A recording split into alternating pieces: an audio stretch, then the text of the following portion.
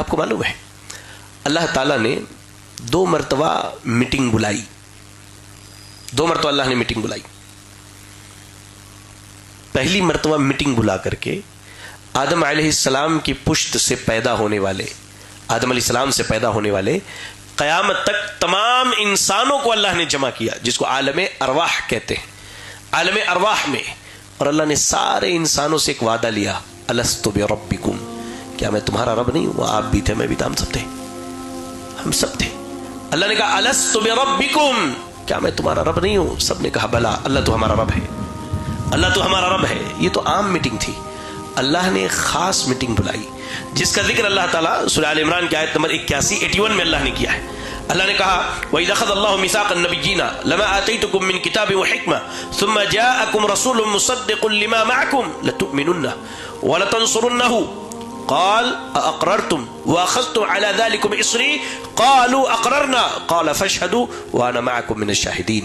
اللہ نے سارے نبیوں کو جمع کیا، جی آدم علیہ السلام سے لے کر عیسیٰ علیہ السلام تک آنے والے سارے نبیوں کو اللہ نے جمع کیا اور کہا کہ مان لو تمہاری نبوت کا زمانہ چل رہا ہے، اور اسی زمانے میں اگر محمد صلی اللہ علیہ وسلم آ گئے تو تم کیا کرو گے؟ اپنی نبوت چھوڑ دو گے، محمد صلی اللہ علیہ وسلم کی نبوت پر ایمان لاؤ گے۔ اتنا عالی شان مقام ہے ہمارے نبی کا۔ اللہ نے اس کے بعد کیا کہا؟ اللہ نے کہا کہ لَتُؤْمِنُنَّ بِهِ وَلَتَنصُرُنَّهُ، اللہ نے کہا وَلَتَنصُرُنَّهُ، اللہ نے کہا کہ تم ایمان لاؤ گے اور ان کی مدد کرو گے۔ یہ سارے نبیوں سے اللہ نے کہا۔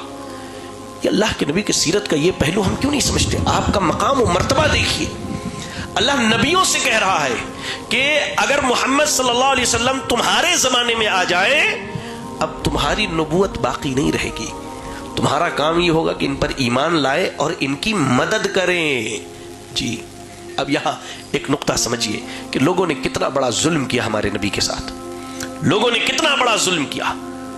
آج اگر کسی کو صحیح قرآن حدیث کی تعلیم دیجیے، اسے بتائیے، تو نبی کے اس مقام کو نہ سمجھنے کی وجہ سے وہ کیا کہتا ہے کہ بھائی آپ کی بات تو صحیح ہے، لیکن ہمارے امام صاحب کا قول تھوڑا سا اس سے الگ ہے، ہمارا مسلک کچھ اور کہتا ہے، ہمارا امام، ہمارا پیر، ہمارا بزرگ کچھ اور کہتا ہے۔ لوگوں، جس نبی کی موجودگی میں عیسیٰ کی علیہ السلام کی نبوت، موسیٰ علیہ السلام کی نبوت، ابراہیم علیہ السلام جیسے جلیل القدر نبی کی نبوت نہ چلے، اس نبی کے اقوال، اعمال، افعال کی موجودگی میں امت کے کسی فرد کا قول چلے گا؟ یہ ظلم ہے، یہ ظلم ہے۔